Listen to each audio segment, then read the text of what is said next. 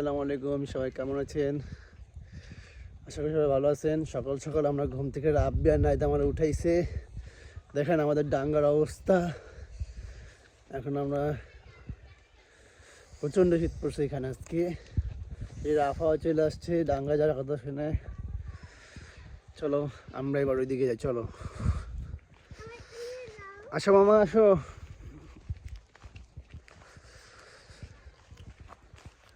Guys, অনেক ঠান্ডা পড়েছে।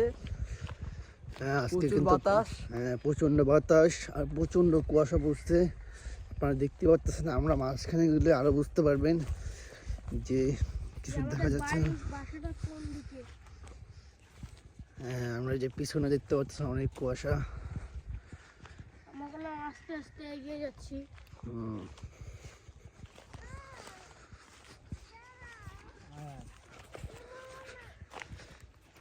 এই যে আমরা এখন মোটামুটি এক সাইডে মাঝখানে চলে আসছি। মাঝখানে চলে আসতে বোঝা যাচ্ছে কুয়াশা কত।